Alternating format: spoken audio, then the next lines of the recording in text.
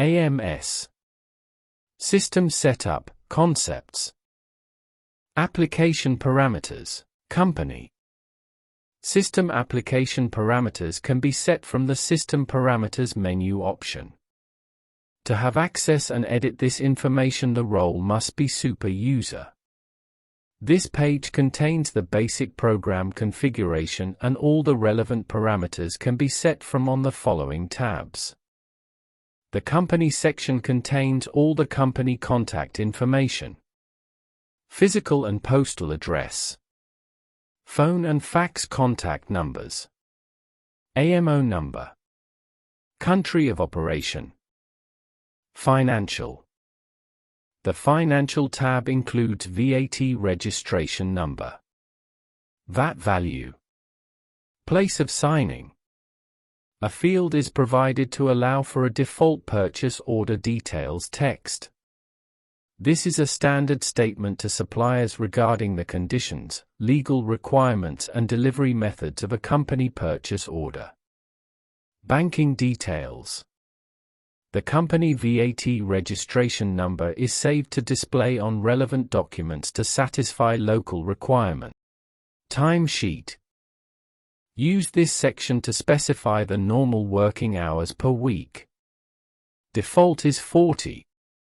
Enter the timesheet rate factors to be applied to all rates. Rate 1 is normal time. Default is 1. Rate 2 is overtime. Default is 1.5. Rate 3 is double time. Default is 2. Working days are defined in this section. Mondays to Fridays are usually working days. Timesheets require that public holidays are defined for each year. The holidays displayed filters by default on the current year. Each day has 2 additional settings. Repeat. This must be checked if the holiday will repeat every year on the same date. This will simplify the creation of holidays for a new year. Simply select the copy button to transfer these days to the following year. Implied. This is checked by default and is used to mark the following Monday as a public holiday, should the public holiday fall on a Sunday. Public holidays can be edited, added and deleted. It is however not possible to add or remove a public holiday once a timesheet has been recorded on the specific date. Cost and selling. The base assumption to obtaining accurate management information is that the staff cost and selling rates should be realistic. In this definition, cost is actual cost to the company. The cost is the salary plus an overhead factor to allow for leave, sick leave, and direct costs such as office space, etc. In situations where the exact cost is not available, a good starting point is to use salary cost plus 30% for the staff cost in AMS. The selling rate is the normal selling rate or charge-out rate for the staff member. There are various other factors that may be used to adjust the selling per work pack as required.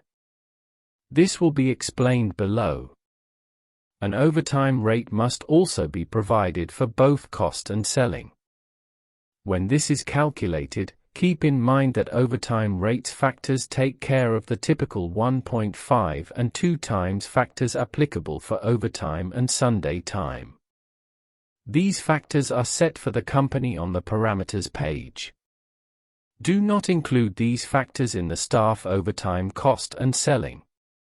The overtime cost, as defined for the staff, can actually be lower than the normal time cost as this component does not normally have an overhead component.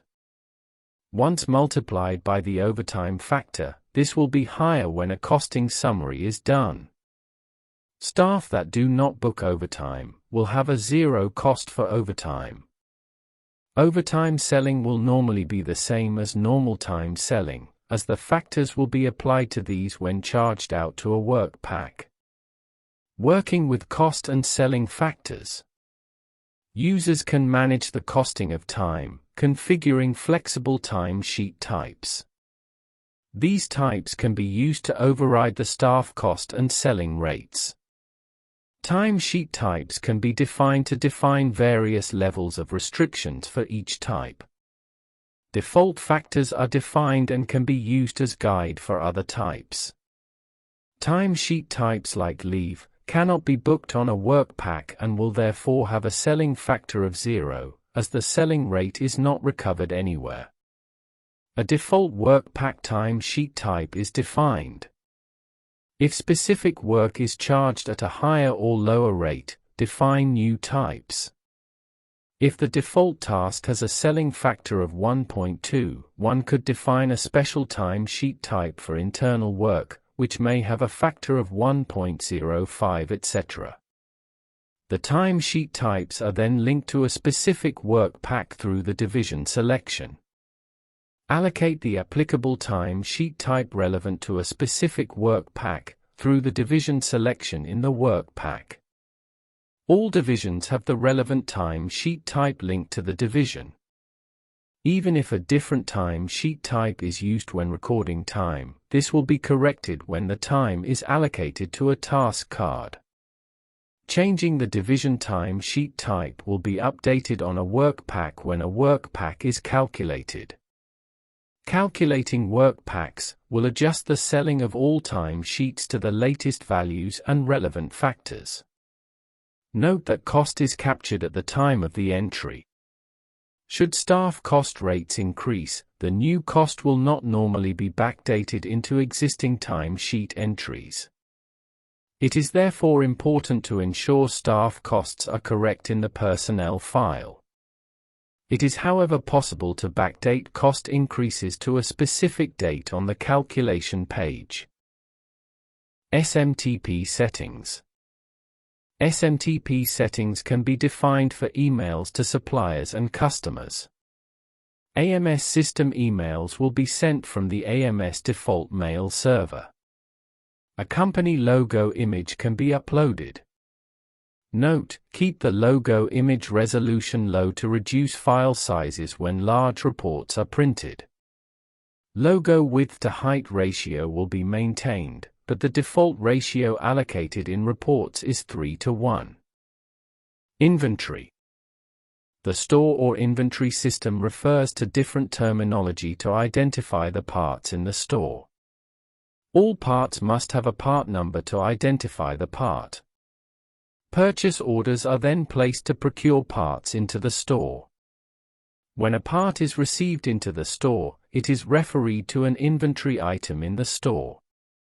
The inventory record in the store contains detailed information on the inventory such as price, batch, serial number, bin location, quantity received and balance in stock. A part number can therefore have many inventory items linked to the part number. When a part is issued to a work pack, it is actually a specific inventory item that is issued. The inventory structure requires status types to be configured.